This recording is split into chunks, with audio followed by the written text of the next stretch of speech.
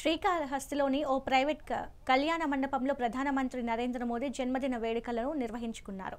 మోదీ జన్మదిన సందర్భంగా బీజేపీ నేతలు కోలా ఆనంద్, సామంచి శ్రీనివాస్ ఆధ్వర్యంలో రక్తదాన శిబిరం ఏర్పాటు చేశారు. బీజేపీ రాష్ట్ర ఉపాధ్యక్షుడు కోలా ఆనంద్తో పాటు పలువురు యువకులు రక్తదానం చేశారు. నరేంద్ర మోదీ జన్మదినం సందర్భంగా అక్టోబర్ 2 వరకు వివిధ సేవా కార్యక్రమాలు కొనసాగిస్తామని ఆయన అన్నారు.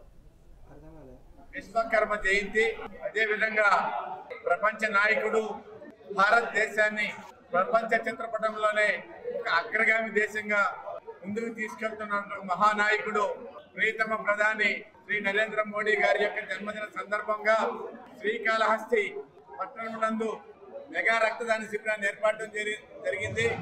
ఈ రక్తదాన శిబిరంలో నాయకులు, కార్యకర్తలు పెద్ద ఎత్తున తరలివచ్చి మేమందరం కూడా మోడీ గారి యొక్క జన్మదినానికి మేము కూడా రక్తదానం చేయాలా, ఒక రక్తదానం ఒక ప్రాణదానం కంటే సమానము, మరి ఇంత పెద్ద నాయకుడి యొక్క జన్మదినానికి మనం అందరం కూడా వృత్తాబాదిగా మేమందరం కూడా రక్తదానం చేయాలని ముందుకు వచ్చినట్టు మా నాయకులు నేను అందరూ కూడా అభినందిస్తున్నాను. ఎవరైనా నాయకుడి పుట్టినరోజు అంటే కేకులు కోసుకోవడం, టపాసులు కాల్చుకోవడం, సంబరాలు చేసుకోవడం తప్ప సేవా కార్యక్రమాలు ఏ నాయకుడికి చేయరు.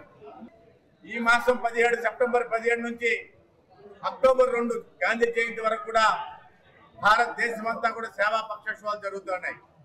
మన రాష్ట్ర భారతీయ జనతా పార్టీ అధ్యక్షులు పివన్ మాధవ్ గారి యొక్క నేతృత్వంలో ఆంధ్ర రాష్ట్రంలో పెద్ద ఎత్తున సేవా కార్యక్రమాలు జరుగుతున్నాయి.